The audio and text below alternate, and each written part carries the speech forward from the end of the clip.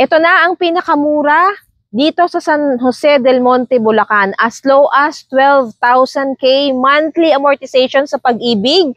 Meron ka ng ganitong kaganda at kalaki na townhouse. At ito na nga po, papasok na tayo ngayon sa ating Beverly Hills, San Jose. Located po ito along Igay Road na magiging soon-to-be C6 Road. Ayan po, papunta na po tayo sa loob ng subdivision. Kung mapapansin nyo po, gawa na ang ating entrance gate. Ayan, with guardhouse. Kaya naman, safe na safe ang inyong paninirahan dito sa Beverly Hills, San Jose.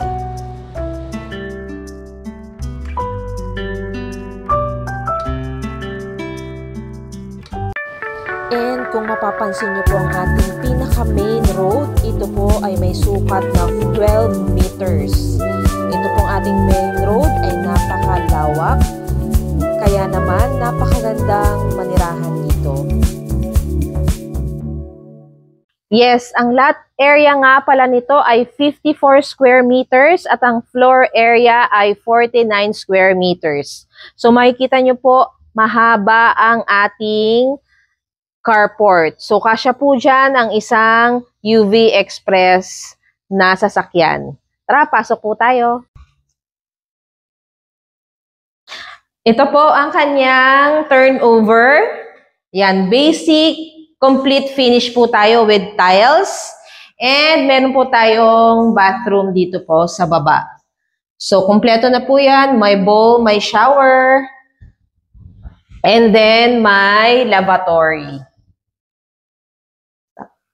So, dito na nga po natin, or nakalocate ang ating kitchen sink. Ayan, dito po yan. So, lalagyan po yan dyan ng lababo. And pwede nyo rin pong gawin ditong laundry area sa ating service area. Ito po yung likod ng bahay. Ayan. Ayan, dito naman po tayo sa taas. So, ang turnover po natin ay with vinyl tiles na. Ayan. So, ang kulang na lang po dito ay partition. Ayan, 2 bedrooms po ang kasya dito. And may kita nyo po ang ating window is sliding na at malalaki po. Ayan.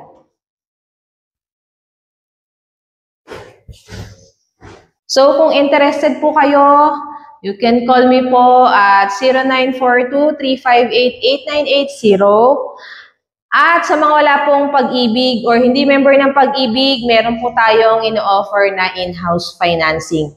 So, kung maka-reserve po kayo, kasali po kayo sa first 20 na buyers, ay makaka-avail po kayo ng up to 150K discount.